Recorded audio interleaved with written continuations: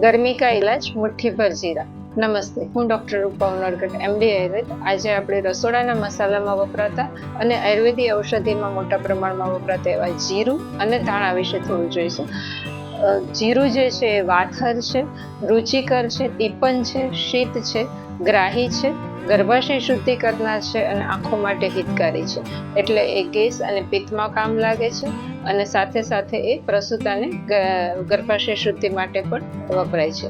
ગ્રાહી પણ છે જીરું, એટલે એ ડાયરિયામાં પણ વપરાય છે.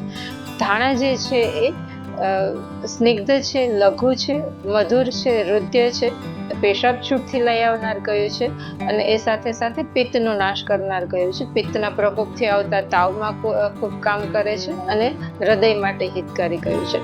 આજે જીરું અને ધાણા જે છે એ આપણે બધા ખૂબ સારી રીતે જાણીએ છીએ અને લઈએ છીએ. જનરલી આપણે જે ધાણા લઈએ છીએ એ ધાણાનું પાણી તરીકે લઈએ છીએ. એ રીતે પણ ચોક્કસથી લઈ શકાય, પણ હજુ જીરું અને ધાણાના વધારે આપણે ફાયદો લેવો હોય તો જે આયુર્વેદની ફાંટ કલ્પના કહી છે એ પ્રમાણે લેવું જોઈએ. કેમ કે જીરું અને ધાણાના જે એક્ટિવ પ્રિન્સિપલ્સ છે એ એના વોલેટાઇલ કન્ટેન્ટમાં છે. એટલા માટે જે આયુર્વેદની ફાંટ કલ્પના એટલે કે ગરમ પાણીમાં અધકચરું વાટેલું જીરું અને ધાણા નાખી અને થોડી વાર ઢાંકીને રાખી દેવાનું અને પછી એની મેળે ઠંડુ થાય ત્યારે એને ગાળીને એમને અથવા તો સાકર સાથે લેવાનું. આ જે છે આયુર્વેદની ફાંટ કલ્પના છે.